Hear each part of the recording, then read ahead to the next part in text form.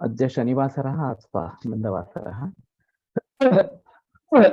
ज्येष्ठशुद्ध चतुर्दशी पौर्णिमा वटपौर्णिमा च दिनांक 3 इतने घेतलं कुठलं तरी होतं ते. बरं, ठीक. ऐकू येत आहे ना?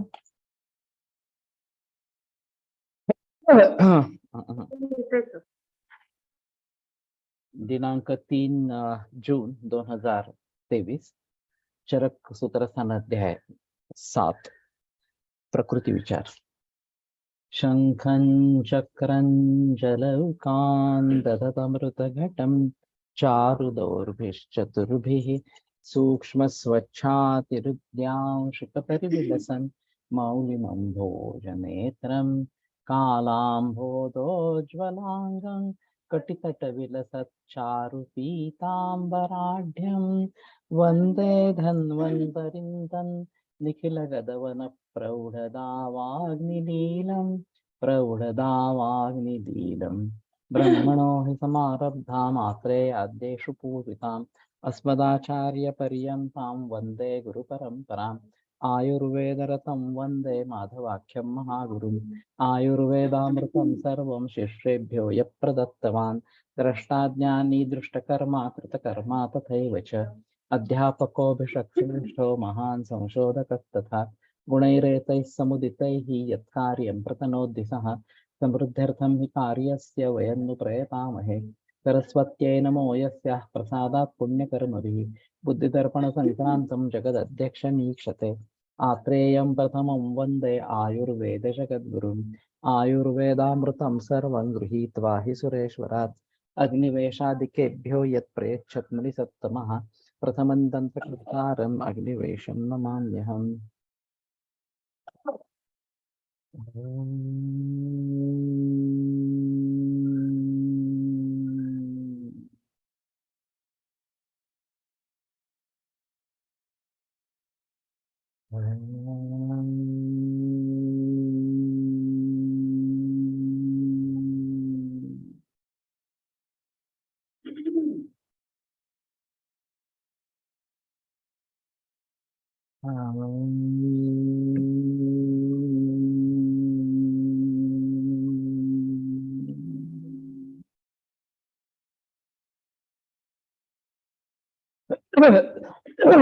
ओम शांति शांति शांति.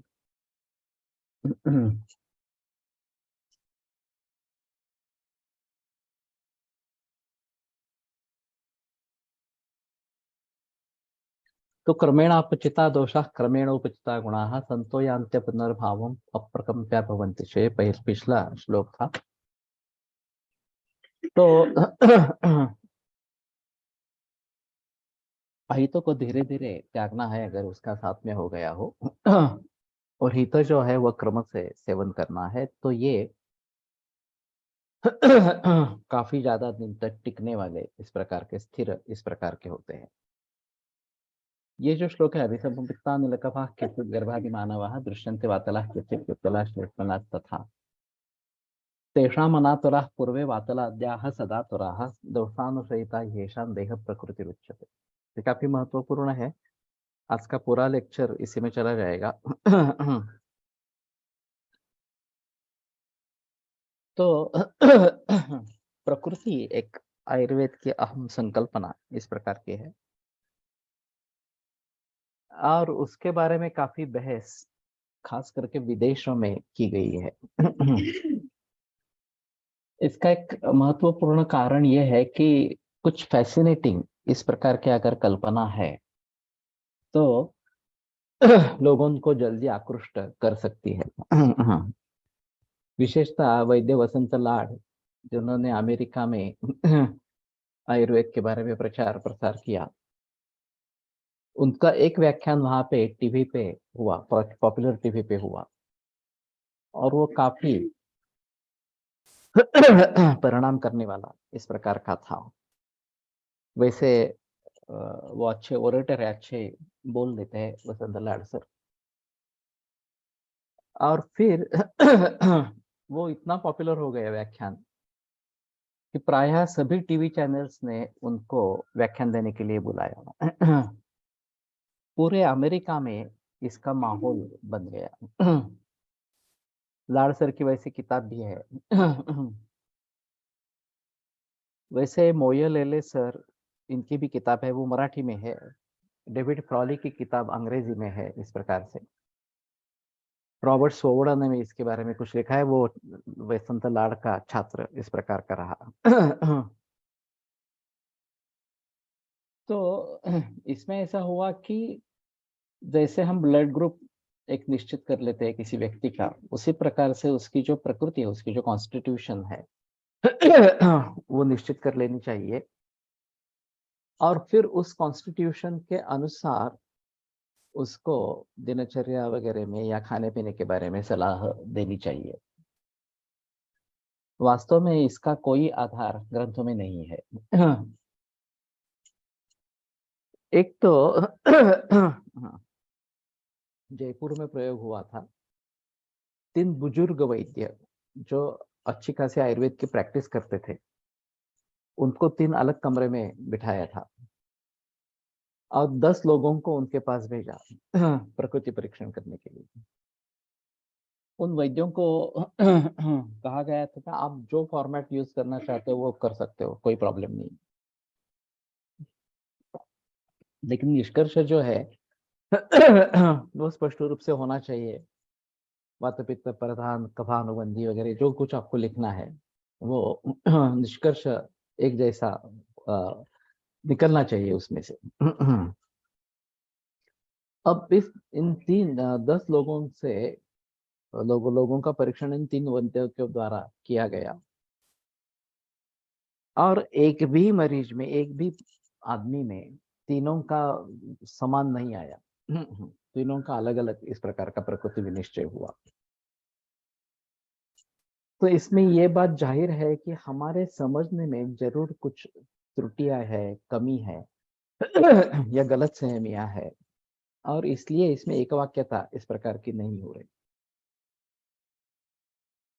इसमें ऐसा होता है कि वाग्भट में जो लक्षण बताए गए, प्रायोतैव पवनाध्युषिता मनुष्याः वगैरह-वगैरह, दोषात्मका स्फुटितते केशगात्राः इस प्रकार से। तो वहाँ पे जो लक्षण बताए गए हैं, उन लक्षणों के आधार पर प्रकृति विनिश्चय किया जाता है। हम फर्स्ट ईयर में सभी इस प्रकार का करते हैं। तो स्थूल है तो कफ है, कृश है तो वात है। यहाँ तक ठीक है, लेकिन मध्यम है तो पित्त है, ये कहाँ से आया? कोई संबंध नहीं मध्यम होने का और पित्त होने का इस प्रकार से। पचन कैसा होता है? सम, मंद, विषम या तीक्ष्ण इस प्रकार से अग्नि के आधार पर इस प्रकार के सवाल ही नहीं होते। भूख लगती है, नहीं लगती है, कभी नहीं लगती है। भूख लगती है तो पित्त है, नहीं लगती है तो कफ है, कभी लगती है, कभी नहीं लगती है तो वात है। कहाँ रेफरेंस है इसका? कोई आधार इस प्रकार का है ही नहीं इस प्रकार से। अग्निम जरण शक्त्या परीक्षित, तो पचन होता है या नहीं होता है, कभी होता है, कभी नहीं होता है, ये सवाल होना चाहिए। इस प्रकार का सवाल ही नहीं है उसमें इस प्रकार से। और सुश्रुताचार्य के मत के अनुसार जब प्रकृति फिक्स हो जाती है, शुक्र शोणित संयोग यो भवे दोषो उत्कटा प्रकृति जायते तेने प्रख्यात श्लोक है। तो इस प्रकार शुक्र शोणित संयोग होते ही जो एक प्रकृति फिक्स हो जाती है, वो बदलती नहीं है। जायते तु गतायुषी, वो बताते हैं कि अन्यथा वगैरह इस प्रकार का प्रकृति में नहीं होता है। जब जीवन समाप्त होने को आता है तो ये बात रिष्ट लक्षण के रूप में ये बात दिखती है। वाग्भटाचार्य ने आगे जाकर सम प्रकृति श्रेष्ठ है, समधातु समस्तासु श्रेष्ठा, निंद्या द्विदोषजाः, द्विदोष प्रकृति जो है वो निंद्य बताई गई है। और उसमें भी एकदोष प्रकृति में कफ प्रकृति अच्छी है, वात प्रकृति हीन है इस प्रकार से। तो ये सभी जो बातें हैं जिनके आधार पर आज काल में ये प्रकृति परीक्षण किया जाता है और उसके मुताबिक सलाह दी जाती है इस प्रकार से। लाडसर के छात्र के किताब में खिचड़ी फॉर वात, खिचड़ी फॉर पित्त, खिचड़ी फॉर कफ इस प्रकार का बताया गया है। तो आपकी वात प्रकृति है तो आपको खिचड़ी बनानी है वो मूंग दाल और चावल तो वही है। लेकिन स्नेह ज्यादा डालो उसमें शायद रसोन इसका प्रयोग करो, घी डालो वगैरह इस प्रकार से। तो ये वात के लिए हो जाएगी। पित्त के लिए बनानी है तो शायद उसमें घी का प्रयोग करो, थोड़ी मीठी बनाओ इस प्रकार से। और कोबरे का इस्तेमाल कर सकते हैं वगैरह वगैरह। कफ के लिए बनाना ही है तो तीखी बनाओ, मरीच डालो उसमें इस प्रकार से। और ये किसको देना है? कफ प्रकृति को, वात प्रकृति को, पित्त प्रकृति को देना है इस प्रकार से। यहाँ बड़ी जो गलती हुई है वो आहार विहार से उत्पन्न हुए दोषों को प्राकृतिक दोष समझना, ये बहुत बड़ी गलती। वैसे शरीर में थोड़ा बहुत दोष वैषम्य रहता ही है, काल के अनुसार होता है, खाने पीने के अनुसार होता है, विचारों के अनुसार इस प्रकार का होता है। और उस दोष स्थिति में क्या हित है क्या अहित है इसके बारे में हम जरूर सोचते हैं। अभी कब बढ़ा है तो कफ कम करने वाली दवाई या कफ करने वाला आहार, कफ कम करने वाला आहार इस प्रकार का देना है। वाद बढ़ा है तो उसके हिसाब से करना है। लेकिन इसका प्रकृति से क्या संबंध है? प्रकृति अगर उसी समय में निर्माण हो गई, शुक्र शोणित संयोग के समय में ही निर्माण होगी, वो बदलने वाली नहीं है इस प्रकार से। तो आपको जिस प्रकार की कॉन्स्टिट्यूशन मिली है वो वैसे ही रहने वाली है। अगर ये बात होती कि स्वस्थ वृत्त में प्रकृति के अनुसार बदल करना है इस प्रकार से, तो स्वस्थ वृत्त में 8 हिस्से हो जाते कि सम प्रकृति के लिए ये इस प्रकार के स्वस्थ वृत्त का निर्देश है। अगर वात प्रकृति है तो ये करना है, पित्त प्रकृति है तो ये करना है, कफ प्रकृति तो ये करना है, द्वंद्वज है तो ये करना है। लेकिन स्वस्थ वृत्त में इस प्रकार का कुछ भी वर्णन नहीं है। सभी के लिए एक ही वर्णन बताया है, सभी को ब्राह्म मुहूर्त में उठना है। कफ है तो थोड़ा जल्दी उठे, वात है तो थोड़ा देरी से उठे, ऐसा तो नहीं बताया गया कहीं पे। तो कहने का तात्पर्य आपसे ये है, ये बहुत बड़ी गलतफहमी पूरे विश्व भर में है आयुर्वेद के बारे में। जब भी कोई व्यक्ति विदेश जाते हैं आयुर्वेद पढ़ाने के लिए, प्रैक्टिस करने के लिए, व्याख्यान देने के लिए, तो लोग आकर पूछते हैं कि मेरी प्रकृति क्या है, व्हाट कॉन्स्टिट्यूशन है माय। अगर आप इसी प्रकार से क्वेश्चनर के आधार पर कुछ प्रकृति निकालेंगे तो वो बोलते हैं नहीं नहीं, पिछले 10 वर्ष में ये वैद्य आए थे फलाने, उन्होंने मुझे कहा कि मैं कफ पित्त हूँ, आप तो कह रहे हैं मैं पित्तवात हूँ वगैरह इस प्रकार से।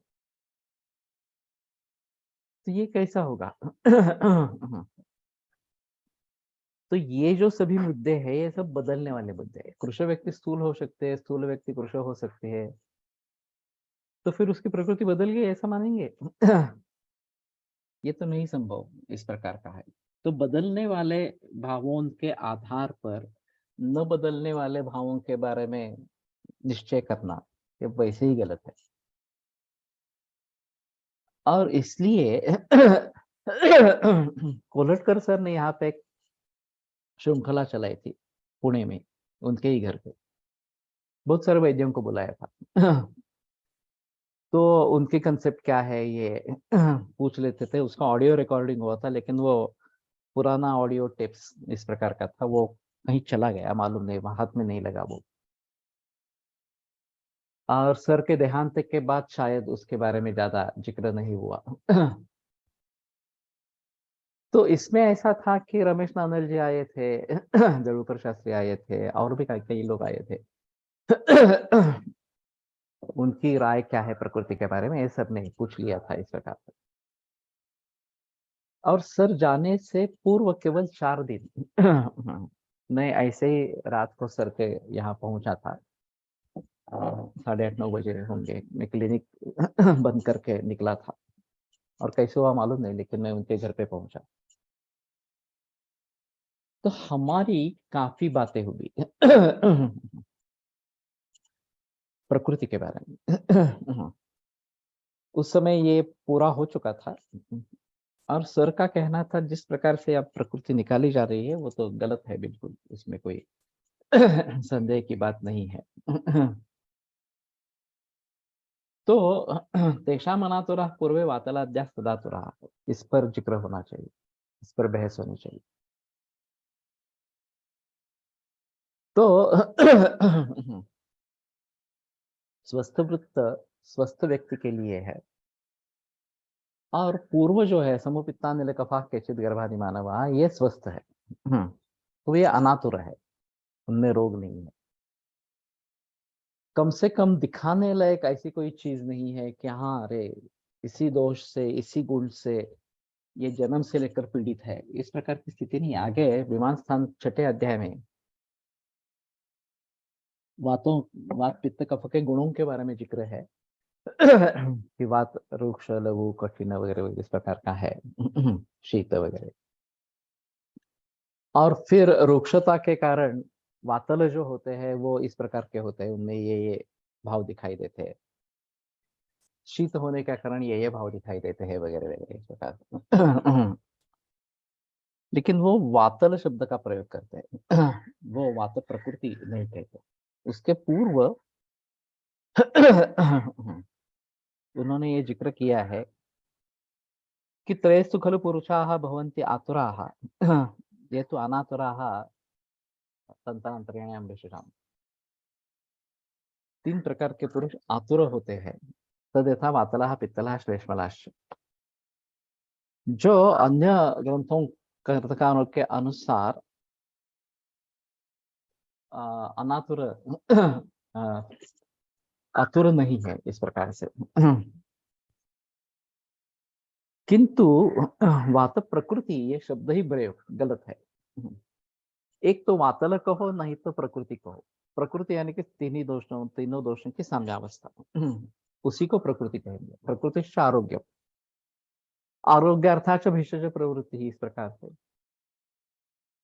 तो शुक्र शोणित संयोग में जो दोष उत्कट हो जाता है वो इतना कम रहता है कि उसके आधार पर विभाजन करना मुश्किल इस प्रकार का है। इसीलिए सर्वसामान्यता से पूरे विश्व भर के सभी लोग सम प्रकृति ही है। अगर डेविएशन है तो बहुत थोड़ा है, क्योंकि वो अनातुर है। और वातलादि जो है वो सदातुर इस प्रकार के कहे गए हैं।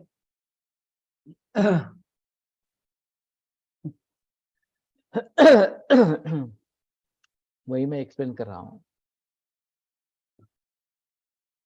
तो सर का कहना था कि पहले ये पूछ ले कि आपका स्वास्थ्य कैसा आपको रेगुलर दवाई लेने की जरूरत पड़ती है क्या? अगर जरूरत नहीं पड़ती है तो कुछ करना नहीं है, समूह प्रकृति है ऐसा मान के छोड़ देना है। अगर रेगुलर दवाइयां लेनी पड़ती है तो कब से लेनी पड़ रही है? जन्म से लेनी पड़ रही है या बाद में शुरू हुआ है सिलसिला? जन्म से दवाएं लेनी पड़ रही है ऐसा कोई नहीं दिखता। क्योंकि वो सदातुर हो गया इस प्रकार का वातल अगर इस प्रकार का है तो। हाँ, चौथे 5वें बरस से लेकर या किसी भी उम्र में दवाइयाँ शुरू हो गई, ब्लड प्रेशर की दवाइयाँ शुरू हो गई या नींद की गोलियां लेना शुरू हो गया, डायबिटीज की दवाइयाँ शुरू हो गई वगैरह वगैरह, तो इसका मतलब प्रकृति से नहीं है। तब तक तो ठीक था ना, जब ये दवा डिसीज डिटेक्ट हुआ तब से ठीक था, कुछ दवाइयां नहीं ले रहे थे। अभी शायद हम उनको कहते हैं कि सदातुर है लेकिन उसका प्रकृति से संबंध नहीं है। जो भी आहार विहार वगैरह के कारण है उनके उस पर्टिकुलर व्यक्ति के, उसके आधार पर यह आतुर है। उन कारणों को टालो, प्रकृति ही है।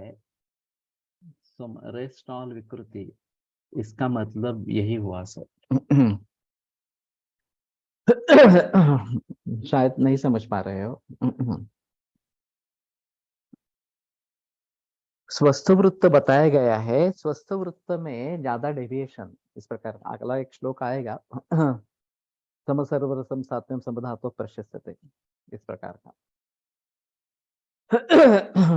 विपरीत गुण तेषाम स्वस्थ वृत्तिर विधिरिता, इस प्रकार का जो वातलादि है उनके लिए बताते हैं। लेकिन स्वस्थ वृत्त में कहीं भी वातल है तो ये करना है, पित्तल है तो ये करना है वगैरह, इस प्रकार से नहीं बताते हैं। स्वस्थ वृत्त कॉमन है सभी के लिए। और स्वस्थ से स्वास्थ्य रक्षण, आतुर से विकार प्रशमन में आयुर्वेद के दो मूलभूत प्रयोजन है। तो अगर कोई व्यक्ति स्वस्थ है ही नहीं, हम समझ लेते हैं कि वात पित्त प्रधान कफानुबंधी, कफ पित्त प्रधान वातानुबंधी, इस प्रकार की प्रकृतियां हैं सभी विदोष प्रक्रिया, जो हम क्वेश्चनर पर आधार पर निकालते हैं। तो इसका मतलब ये हो गया कि सभी समाज अस्वस्थ है, आतुर है। तो फिर स्वस्थ वृत्त किसके लिए बताया? सभी लोग अगर आतुर है, सदातुर है, तो स्वस्थ वृत्त फ्यूटाइल हो जाएगा, उसका कोई मतलब ही नहीं रहेगा। कोई स्वस्थ है ही नहीं तो स्वस्थ वृत्त किसके बारे में बताएंगे? तो ये बहुत बड़ा मुद्दा है कि अगर स्वस्थ वृत्त का कोई प्रयोजन नहीं है, ऐसा मान लेते हैं, विक्रम पद्धति से सिद्धता करते हैं, तो ये बताया ही नहीं जाता। कुछ बताया तो है। तो इसका मतलब स्वस्थ होने चाहिए इस प्रकार से, और उनके लिए स्वस्थ वृत्त बताया है।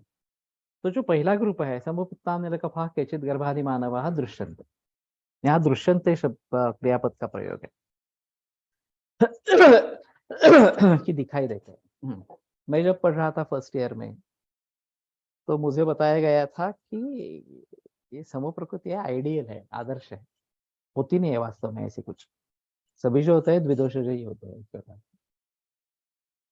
तो दृश्यंत शब्द से उसको छेद दिया जाता है। कि दिखाई देते हैं। केवल आदर्श है ऐसा नहीं है, लेकिन वास्तव में होते हैं इस प्रकार से। और वातला केचित, कुछ वातल होते हैं, पित्तला श्लेष्मला तथा पित्तल श्लेष्मल भी होते हैं इस प्रकार से। इसमें एक मुख्य गौण भाव इस प्रकार का। अगर 5 लोग हैं, मैं 3 लोगों को कहता हूं तुम मेरे साथ चलो, फिर चौथे की तरफ मुड़ता हूँ और उसको कहता तू भी चलो, और फिर 5वें की तरफ भी मुड़ता हूँ और कहता हूँ हाँ तुम भी चलो, चलो सब सभी चलते हैं इस प्रकार से। मैं सीधा ये भी बता सकता हूँ कि सभी मेरे साथ चलो, लेकिन मैं ऐसा नहीं बता रहा। मैं केवल 3 लोगों को पहले कह रहा हूँ कि मेरे साथ चलो। फिर चौथे व्यक्ति को, फिर 5वें व्यक्ति को। उसी प्रकार से समुपित्तान्निल कफा केचित गर्भादि मानव दृश्यन्ते, कुछ लोग इस प्रकार के हैं। ये मेजर ग्रुप है, मुख्य ग्रुप है। वातला केचित, उससे भी गौण है, कुछ वातल भी दिखते हैं। पित्तला श्लेष्मला तथा, ये उससे भी गौण हो गए। हाँ ये भी दिखते हैं। तो कहने का मतलब क्या हुआ?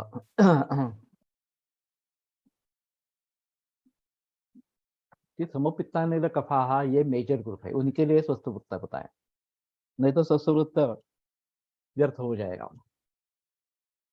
वो अनातुर है और उनके लिए भी स्वस्थ वृत्त बताया है। अब कुछ वातल दिखते हैं। तो वातल दिखते हैं, ये प्रकृति के बारे में कहता है। शुक्र शोणित संयोग से लेकर उसकी वो प्रकृति है, ये वास्तव में विकृति है, प्रकृति नहीं है। क्योंकि किसी दोष का आधिक्य हो गया तो वो प्रकृति नहीं रहेगी। लेकिन गौण ही सही, लेकिन ये एक ग्रुप है, वातल एक ग्रुप है। और उससे भी कम ग्रुप, छोटा ग्रुप पित्तल और श्लेष्मल का है।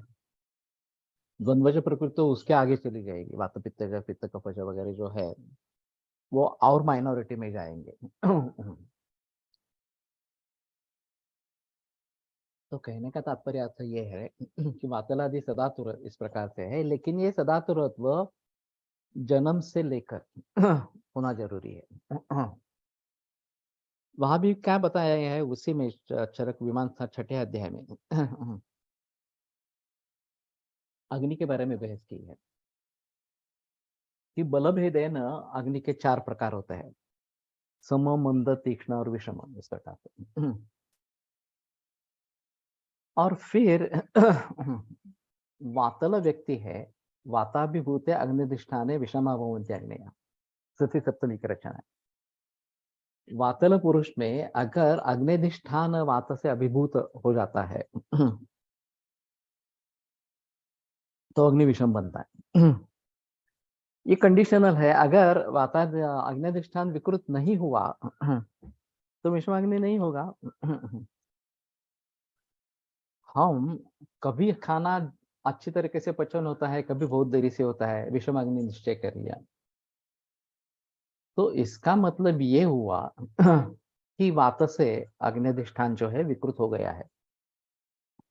उसके लिए चिकित्सा बताते हैं कि ये फिर से अग्नि सम हो जाए, इस प्रकार की चिकित्सा करो और फिर आगे सम को अग्नि को पालते रहो, तो ये बदल जाता है, ऐसा कहने का मतलब है।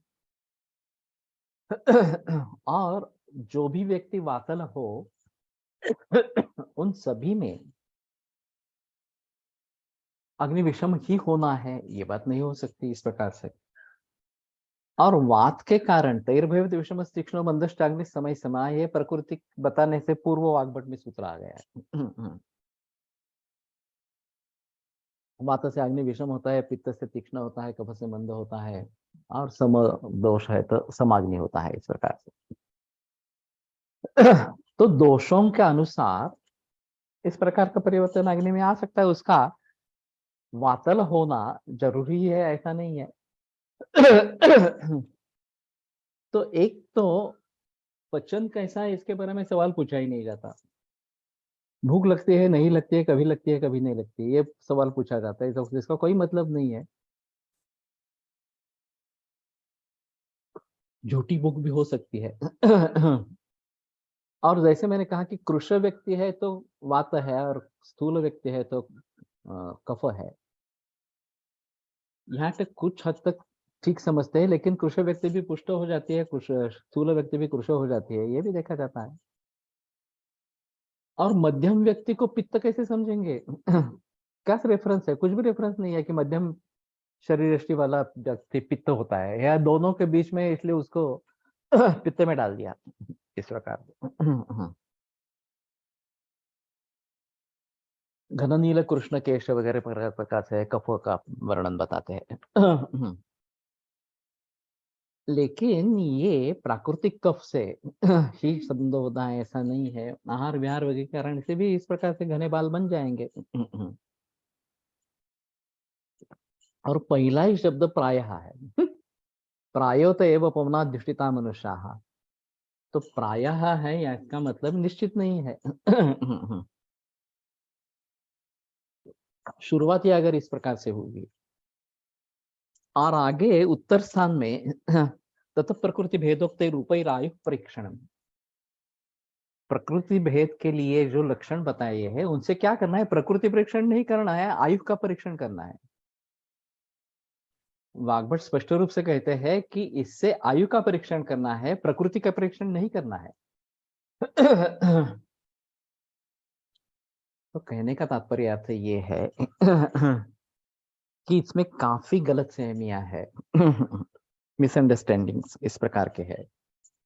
और खास करके लार्ड सर, मोयेलेले सर, डेविड फ्रॉली वगैरह वगैरह ने इसको सर पे उठा के रखा है।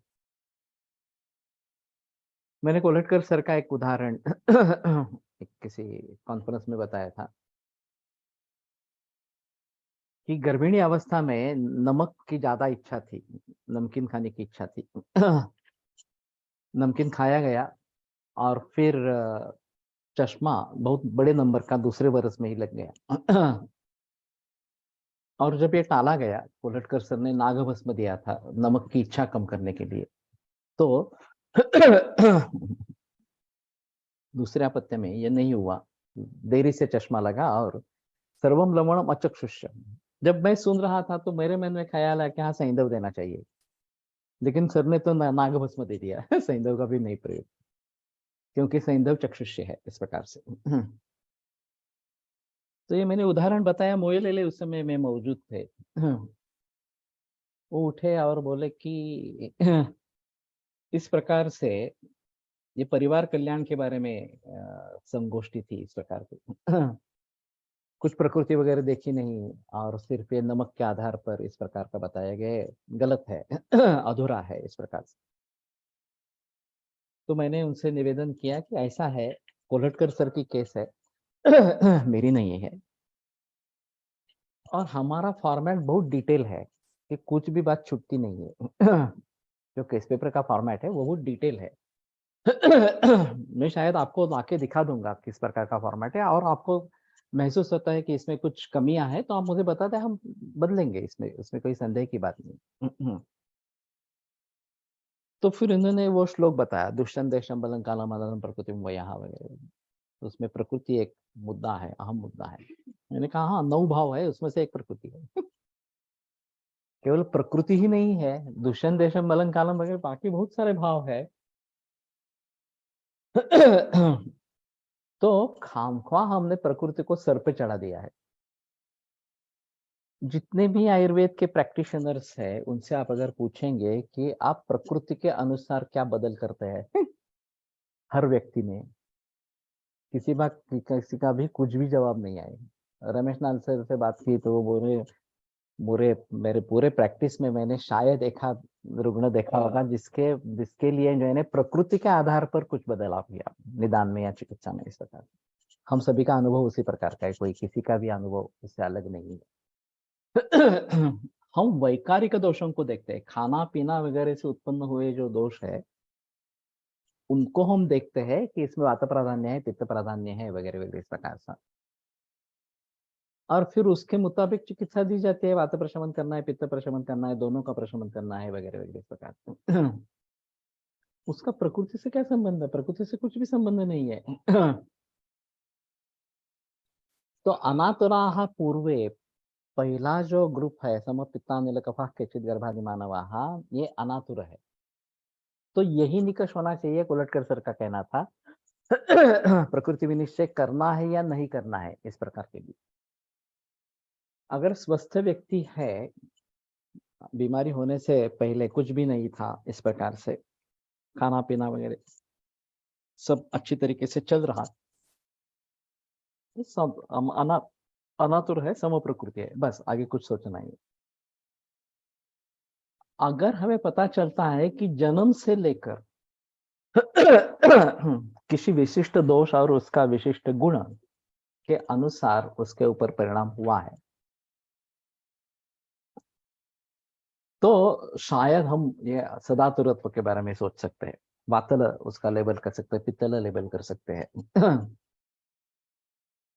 और फिर विपरीत गुण तेषां सुवृत्तिर विधिरिता, अगर रूक्ष गुण से वात प्रकोप इस प्रकार से जन्म से लेकर है, तो पूरे जन्म के लिए उसको रूक्ष का प्रतिकार करते रहना चाहिए। स्निग्ध प्रधान इस प्रकार का आहार विहार चिकित्सा जो भी होनी है वो इस प्रकार की होनी चाहिए। अगर लघु गुण से है तो गुरु गुण से करनी है वगैरह वगैरह। लेकिन ये जन्म से लेकर है, ऐसा नहीं कि हमारे पास रोगी 20-25 बरस में 50 बरस में आ गया और फिर हमने क्या बता दिया, हाँ तुम्हारी वात प्रकृति है और तुम्हें ये सब करना है। तो वात प्रकृति है तो इतने सारे बरस क्यों नहीं तकलीफ हुई उसकी? सदा तुरत्व दिखना चाहिए था, यह तो नहीं दिखा गया इस प्रकार सा। तो सदातुरत्व और अनातुरत्व ये डिफरेंशिएटिंग पॉइंट होने चाहिए। सदातुरा इति स्वस्थव्यवहार भाषोऽपि अंगत्वं विषमाग्नित्वायुक्ता उस्मादिति चक्रपाणी, असा रेफरन्स आलाय। विषमाग्नित्व लक्षणात चिकित्सेने उपशम असेल तर त्याची प्रकृती समदोषाचे उपशय मिळत नसेल तर ते समदोषाचे नाही असे म्हणता येईल का? पहले कब से है ये कारण देखो।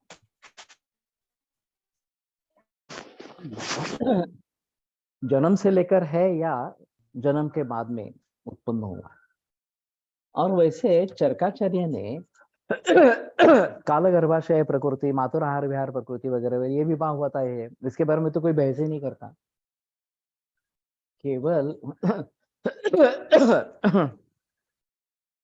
शुक्र शोणित संयोग जो भवे दोष उत्कटा प्रकृति जायते हैं, यही एक श्लोक बार बार दोहराते रहते हैं इस प्रकार से। लेकिन कालगर्भाशय प्रकृति, कालगर्भ प्रकृति के बारे में दातार गुरुजी ने बहस की है कि जिनका कंसेप्शन वर्षा ऋतु में हुआ है अम्लधर्मी प्रकृति है, जिनका कंसेप्शन शरद ऋतु में हुआ है वो क्षारधर्मी प्रकृति है। ऐसे मरीज दिखते हैं, लोग दिखते हैं। तो इसके बारे में दातार गुरुजी ने बहस की है, बाकी किसी व्यक्ति ने बहस नहीं की इस प्रकार से। गर्भाशय प्रकृति क्या होती है ये एक अलग बात है। मातु आहार विहार प्रकृति, माता का जो आहार विहार है उसका भी परिणाम गर्भ के ऊपर होता है, ये थोड़ा सुपरफिशियल लेयर से। तो मैं मानता हूं कि शुक्र शोणित प्रकृति ये कोर है, मूल है, लेकिन सिर्फ वही कारीगर होती है ऐसा नहीं है। कालगर्भाशय प्रकृति, मातुर आहार विहार प्रकृति ये भी कारीगर होते हैं, लेकिन उनके परिणाम हम दूर कर सकते हैं। और मेजॉरिटी क्लास सोसाइटी अगर सम प्रकृति ही है तो ये सवाल ही नहीं आता कि उनको स्वस्थ वृत्त में परिवर्तन करे, बदलाव करे वगैरह इस प्रकार से। दोषानुसहिता येषाम देह प्रकृति रुच्यते, दोष के प्राबल्य से प्रकृति होती है इस प्रकार का जो बताया जाता है। उनको चरकाचार्य वातल पित्तल श्लेष्म कहते हैं। वातल प्रकृति, पित्त प्रकृति, गर्भ प्रकृति नहीं कहते, कैटेगोरिकली नहीं कहते, और ऐसा कहना गलत है ये भी बताते हैं। हमें इस प्रकार का प्रयोग ही नहीं करना चाहिए। अब इसका महत्व कितना है? दूषण देशम बलम कानम अनल में इसमें से एक प्रकृति है। हमने त्रिस्कंद कोश का कार्य किया। हेतु कोश के 85,000 रिकॉर्ड्स, लक्षण कोश के 85,000 रिकॉर्ड्स और औषध कोश के 3 लाख रिकॉर्ड्स, ये मूलभूत है, ओरिजिनल है। फिर उसमें परम्यूटेशन कॉम्बिनेशन वगैरह हो जाती है, दोहरा जाता है, लेकिन मूल रूप से ये सभी मिलाकर 4.5 लाख रिकॉर्ड्स करीबन हो जाते हैं, उससे भी थोड़ा ज्यादा, 4,70,000 इस प्रकार के हो जाते हैं। अब इनमें से वातल वगैरह के बारे में कितने रिकॉर्ड्स है? हार्डली 50 या 100 निकलेंगे, मैंने ढूंढने की कोशिश नहीं की है, लेकिन 4,70,000 रिकॉर्ड्स में से वातला या नृसंवाद से वगैरह ऐसे कुछ रेफरेंसेस है जहाँ वातल पित्तल वगैरह इस प्रकार के बात कही गई है, और खास करके योनि व्यापद में ये आया है। लेकिन 4,70,000 रिकॉर्ड्स में अगर 50 रिकॉर्ड्स इस प्रकार के हैं तो उसका महत्व कितना रहेगा? तो निश्चित ही उसका महत्व नगण्य है। सिर्फ वस्तुस्थिति की ये भी मिलते हैं तो इसके बारे में बताया गया है। शरीर में समाज में लोगों की जो शारीरिक स्थिति देखी जाती है वह 3 तरह के शरीर देखे जाते हैं, पुरुष, मध्यम, अधिक स्थूल शरीर। इन लोगों को देखकर क्या विचार करना चाहिए कि सभी शरीर अधिकतर एक समान तो नहीं दिखते हैं, तो इनको देखकर क्या विचार आना चाहिए? सिर्फ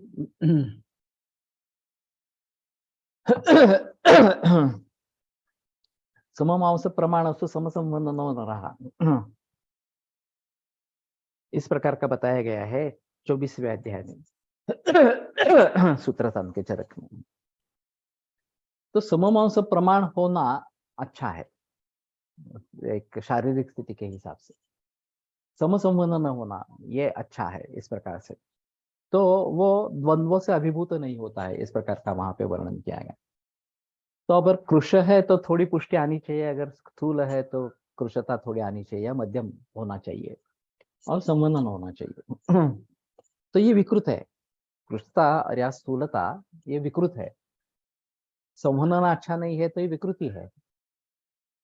तो व्यायाम करेंगे तो स्थूल व्यक्ति कृश थोड़ी बन जाएगी, मध्यम शरीर यष्टि बन जाएगी, संवर्धन भी बढ़ जाएगा। विभक्त घनगात्रत्व व्यायाम उपजाए थे, इस प्रकार का बताया गया। लेकिन उसका प्रकृति से कोई संबंध नहीं है।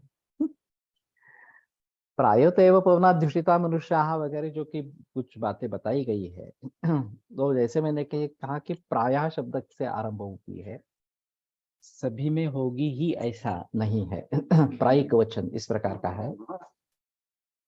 और फिर आगे चलकर हर साल कितने बार बीमार रहते हैं इस बात को देखकर समत्व का अनुमान कर सकते हैं।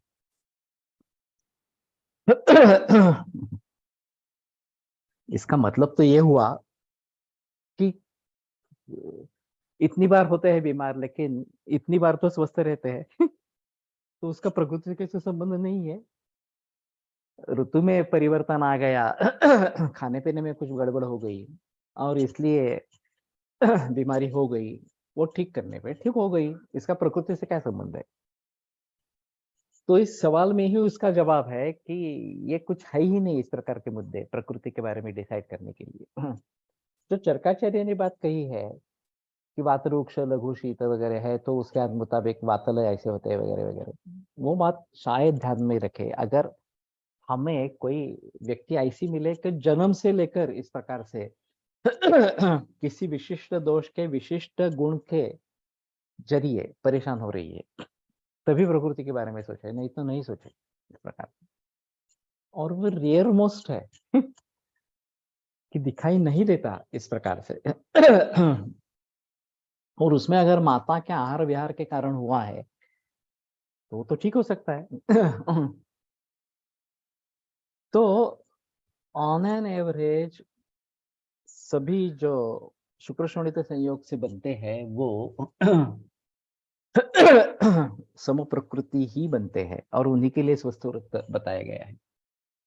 शुक्र शोणित प्रकृति काल गर्भाशय मातृ आहार विहार पंचमावित प्रकृति यांचा कलेक्टिव्ह इफेक्ट आहे असे मानावे लागेल। वो तो है ही सही। लेकिन हमारा मूल मुद्दा है कि इसमें बदलाव आएगा नहीं आएगा।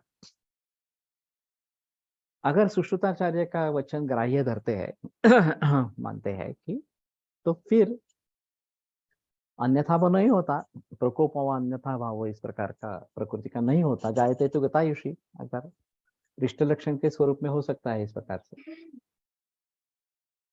तो कहने का तात्पर्य अर्थ ये है अगर प्रकृति के बारे में सोचना है तो मूल रूप से सभी सम प्रकृति होंगे। काल गर्भाशय प्रकृति जैसे दातार गुरुजी ने कहा, उसके आधार पर हम कुछ कह सकते हैं कि हाँ ये चारधर्मी प्रकृति है, अमरधर्मी प्रकृति है, इसको तक्र सूट करेगा, इसको नहीं करेगा। इसको पसंद आएगा तक्र, इसको नहीं आएगा। और सही वास्तव में दिखता भी है ऐसा। कुछ लोग अच्छी तरीके से तक्र सहन कर लेते हैं, उनको पसंद भी है, और कुछ लोगों को बिल्कुल नहीं पसंद होता इस प्रकार। तो कहने का तात्पर्य अर्थ ये है कि ये काल प्रकृति गर्भाशय प्रकृति के बारे में तो कोई बहस नहीं हुई है इस प्रकार से। मातुर आहार विहार प्रकृति, जैसे नमक का मैंने उदाहरण दिया, कि आहार विहार से अगर कुछ हो रहा है, नेत्र में दोष निर्माण हो रहे हैं, तो टाल सकते हैं उसको। इन एस्ट्रोलॉजी नाड़ी में गिव सम क्लूज रिगार्डिंग प्रकृति व्यूज।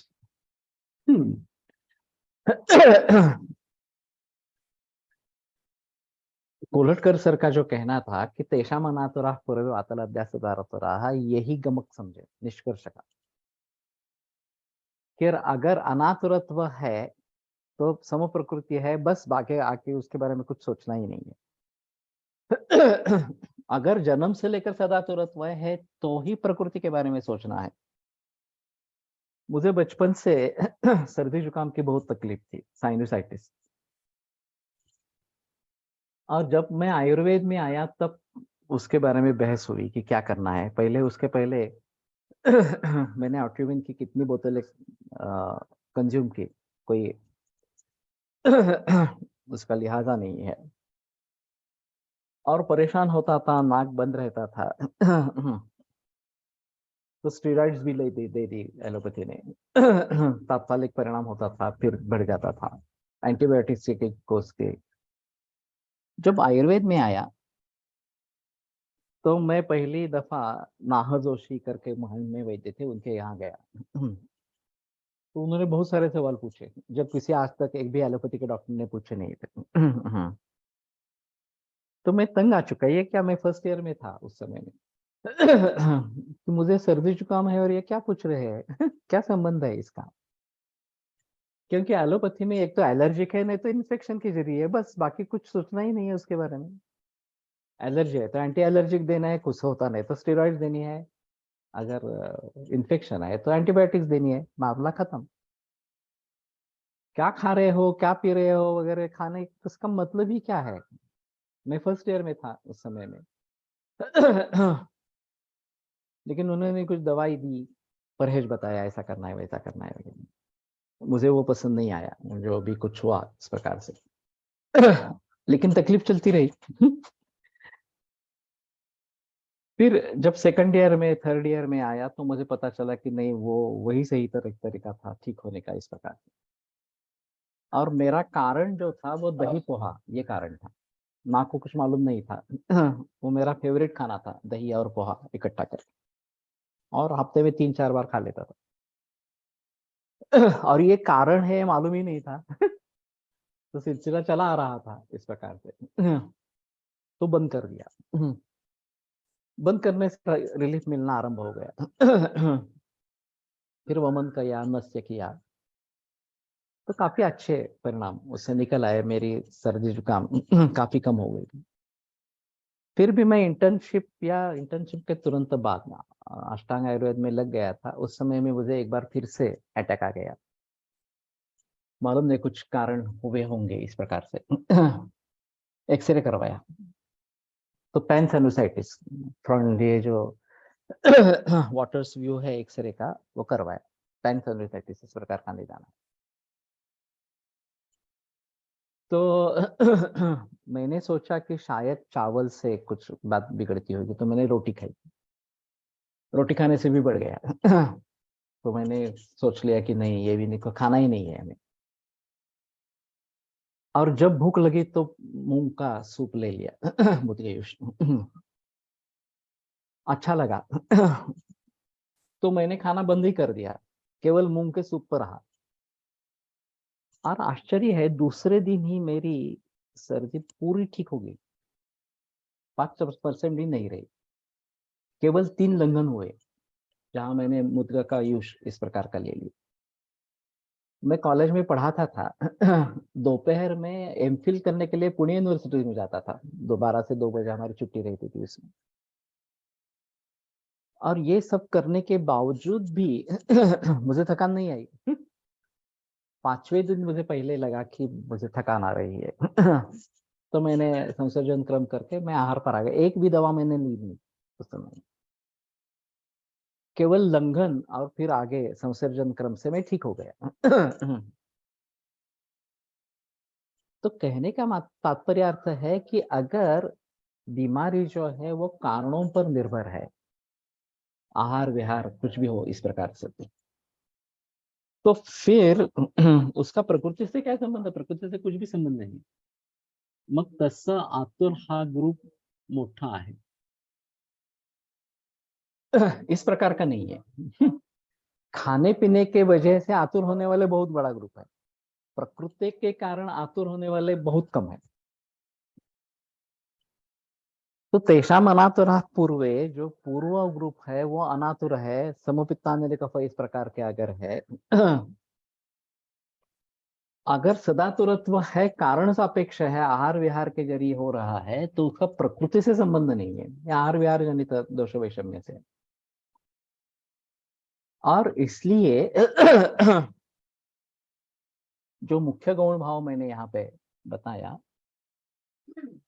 कि समुपित्तान्य कफा ये मेजर ग्रुप है, उससे माइनर वातल है, और उससे भी माइनर पित्तल श्लेष्मल है, उससे भी माइनर द्वंद्वज है। उनके बारे में यहाँ बहस ही नहीं की गई इस प्रकार से। तो ये इतने छोटे ग्रुप है कि उसके बारे में सोचना जरूरी है। ऐसा नहीं रहेगा। तो खामख्वाह हमने प्रकृति के कंसेप्ट को सर पर चढ़ा रखा है। और विदेश में विशेषता इसके बारे में काफी मुसीबतें आती है। तो शुरू शुरू में मैं ये टालता था कि वो लोग पूछते थे व्हाट कॉन्स्टिट्यूशन एम आई, तो मैं कहता था नहीं नहीं उसके लिए आप उस व्यक्ति के संपर्क में बहुत दिन तक, ज्यादा समय तक होने चाहिए, तभी उसके बारे में पता चलेगा वगैरह वगैरह। बाद में मैंने ये बताना शुरू कर दिया, मेरा जो जो इस सूत्र के आधार पर जो व्याख्यान है वो बताना शुरू कर दिया। तो उनके लिए शॉकिंग था, क्योंकि उनके लिए तो वसंत लाड ये सब देव है, भगवान है, और मैं उनके खिलाफ कुछ बता रहा हूँ इस प्रकार से। लेकिन उन्होंने एक्सेप्ट किया, ये भी बात अच्छी है, विदेशी लोगों में ये बात बहुत अच्छी है कि अगर उनके समझ में अच्छा आता है तो उसको बात होता है। आपको अभी भी खांसी, मले, गले में खराश लगातार बने रहते तो क्या इसका कारण भी आपके बचपन के आहार विहार, शरीर जुकाम, एलोपैथी ट्रीटमेंट यही है और कोई कारण है? नहीं, ये उस प्रकार का सर्दी जुकाम नहीं है, ये थोड़ा आदत सा बन गया है। अगर मैं निर्धार पूर्वक उसको टालूंगा तो टल सकता है इस प्रकार से, लेकिन विचारों में बह जाते हैं तो ये ध्यान उसकी तरफ नहीं रहता। कंजेनाइटल और जेनेटिक डिसीजेस को प्रकृति से संबंधित कह सकते हैं क्या? नहीं है। ये तो विकृति है, कंजेनाइटल डिसीजेस वगैरह है तो। चरकाचार्य ने शारीर में इसके बारे में स्पष्ट रूप से बताया है कि बीज बीज भागावयव, साक्षात बीज या बीज भागावयव अगर दूषित हो जाता है तो गर्भ में उस प्रकार की विकृति निर्माण हो जाती है। ये विकृति है, ये प्रकृति नहीं है। प्रकृति जो है वो नॉर्मल रूप से गर्भ का निर्माण होना, यही प्रकृति इस प्रकार की रहेगी। इस प्रकार की कंजेनाइटल एनोमली को दूर कर सकते हैं क्या? कर सकते हैं। मैंने जो प्रयोग किए हैं, गर्भपाल रस, उस महीने का क्वाथ जिस महीने में ये विकृति निर्माण हो गई है, और फलग्रुत अनुपान, फलग्रुत का अभ्यंग, ये मैंने काफी मरीजों में कंजेनाइटल डिसीजेस जिन जिन में है उनमें प्रयोग किया।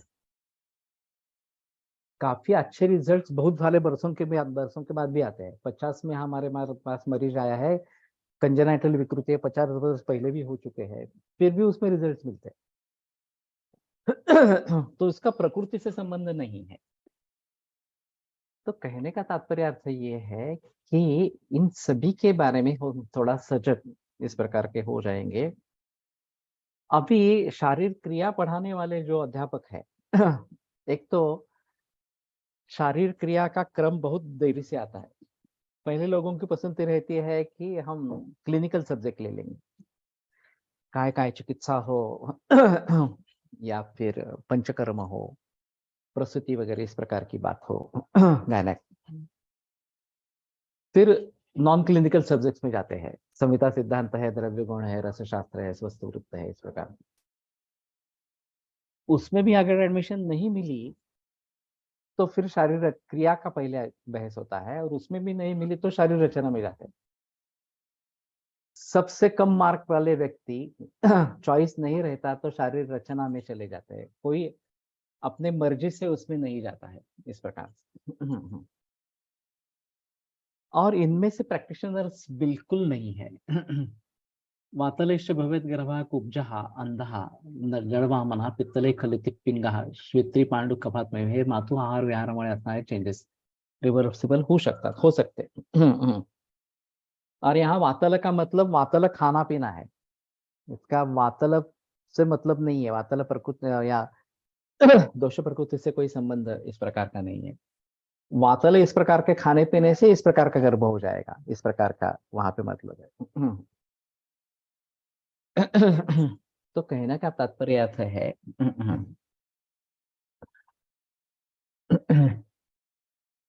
as a lame example, if pitta vikriti is there and if we treat the person with kapha dravya and if the person is kapha prakriti, will it affect the prakriti due to kapha treatment?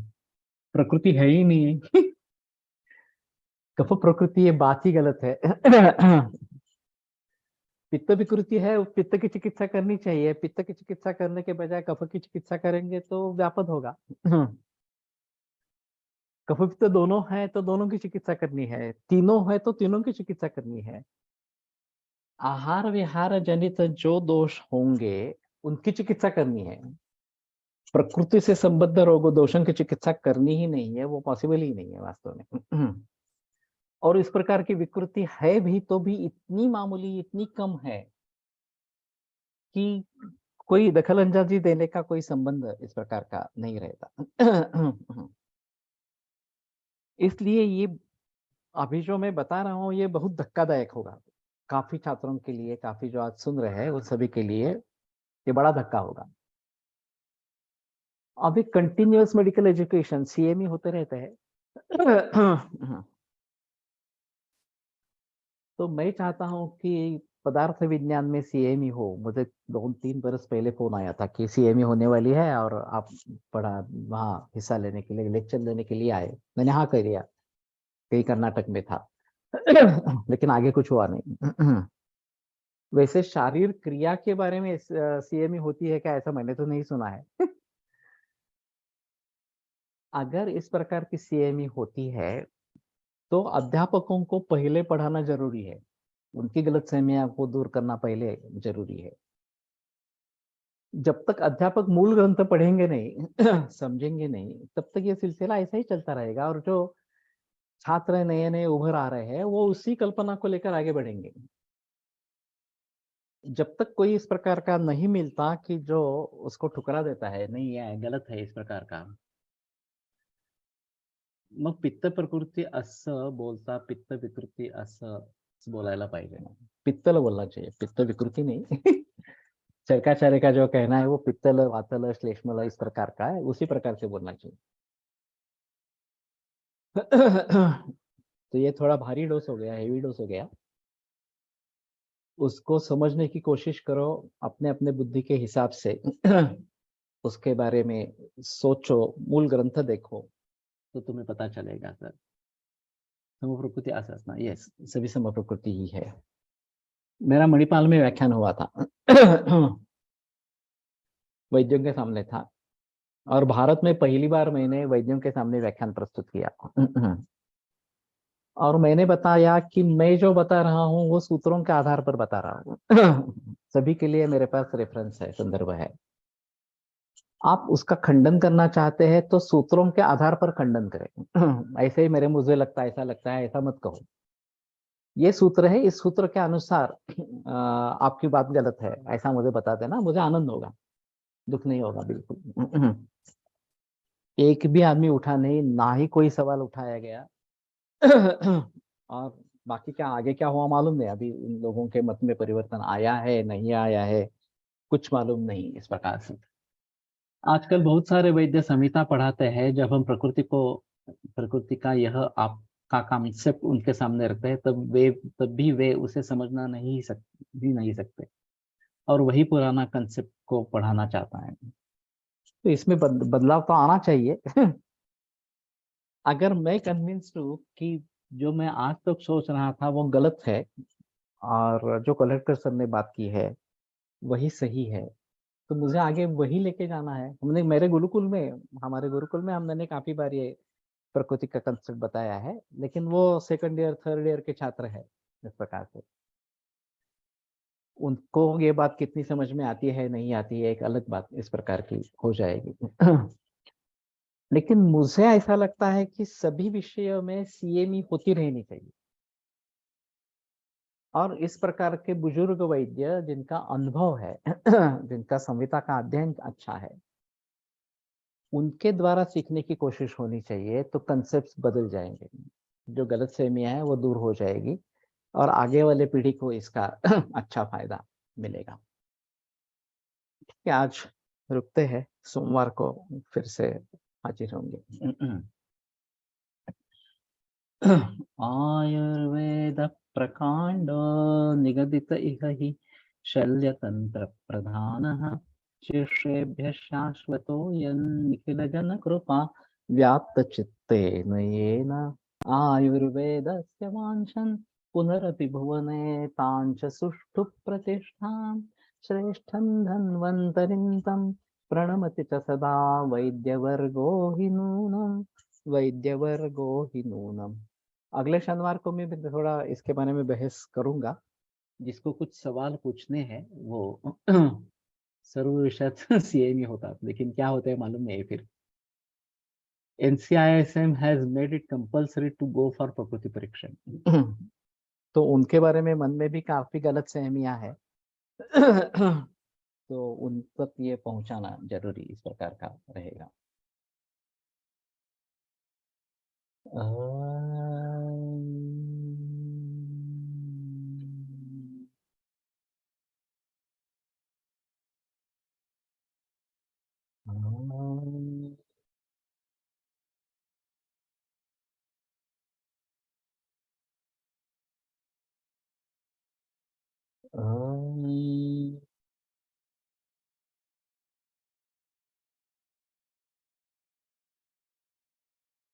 Om Shanti शांति शांति। विरम्यते व्याख्यान व्यापारात्। परश्वः पुनरपि मिलिष्यामः।